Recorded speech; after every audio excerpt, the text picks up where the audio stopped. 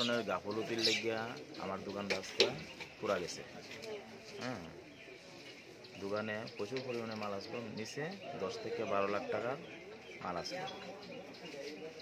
পুরাটা একদম আগের দিন ডিউটি আসলো, পরের দিন ডিউটি নাই।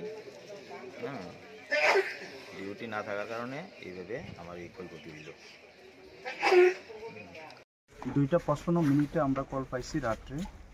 সঙ্গে সঙ্গে আমরা আসার পরে আমরা আগুন জ্বলা অবস্থায় আমরা পাইছি।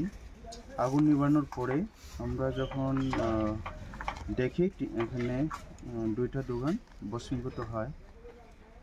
এই 2টা দোকানে প্রায় লস হয়েছে, প্রায় 10 আর 14, 24, প্রায় 27 লাখ টাকার মতো ক্ষতি হয়েছে আগুন। এমনিতে তো স্যার আমরা কোনো জলের সমস্যা হয়েছে না স্যার?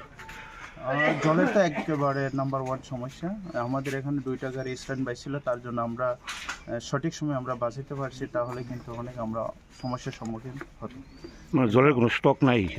জলের এই গন্ডারসরা এরিয়াতে বিশেষ করে জলের কোনো সোর্সই নেই ফায়ার সার্ভিসের জন্য। আমি রিকোয়েস্ট করব এখানে যারা প্রশাসকের কাছে যে অন্ততপক্ষে একটা রিজার্ভ ট্যাঙ্ক যেন তৈরি করা হয়, প্রায় 50 থেকে 70,000 লিটার। এটা আমার রিকোয়েস্ট হবে আমাদের পক্ষে। Thank you sir. Disha fire স্টেশনে রাত্রে 2:55 আমরা কল পাই। কল পাওয়ার সঙ্গে সঙ্গে আমাদের কর্মীরা দ্রুত গতিতে আমরা 3টি ইঞ্জিন নিয়ে গন্ডাছড়া বাজারে স্পটে চলে যাই। তৎক্ষণাৎ আমরা যেভাবে আমাদের কাজ করার সেই ডিসিপ্লিনে আমরা কাজ করেছি এবং আগুন আয়ত্তে আমরা আনতে পেরেছি। এখন এখানে আমাদের পাবলিকরা অনেক সাহায্য করেছে। পাবলিকের সহযোগিতায় আমরা এই আগুনটা তাড়াতাড়ি আয়ত্তে আনতে পেরেছি।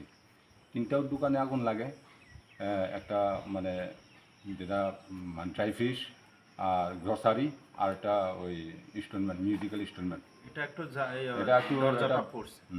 তো এই 3টা দোকান আমরা আগুন পাই এবং 2টো দোকান পুড়ে যায় আর একটা দোকান রক্ষা পায়। তো আপনারা এটা যাচাই করে আপনারা কি পেয়েছেন তদন্ত করে? আগুন লেগেছে আমরা এখান থেকে আসার পর আমরা আবার এখানে যাওয়ার পরে আমরা ওদের নাম নিয়েছি এবং এখানে গিয়ে দেখতে পারলাম যে কীভাবে লাগতে পারে। তখন আগেই আমরা বলেছি যে এখানে কারেন্টের তারের ব্যবস্থাটি খুব সুন্দর না, তার আগেও আমরা বলেছিলাম যে তারের ব্যবস্থাগুলি ঠিক করতো। ইলেকট্রিক শর্ট সার্কিটে এটা আমরা আইডিয়া করে নিয়েছি এবং ইলেকট্রিক শর্ট সার্কিট থেকে এই ঘটনা আগুনটা লাগছে বলে আমরা মনে করছি, অন্য কোনো আমরা ধরতে পারি না।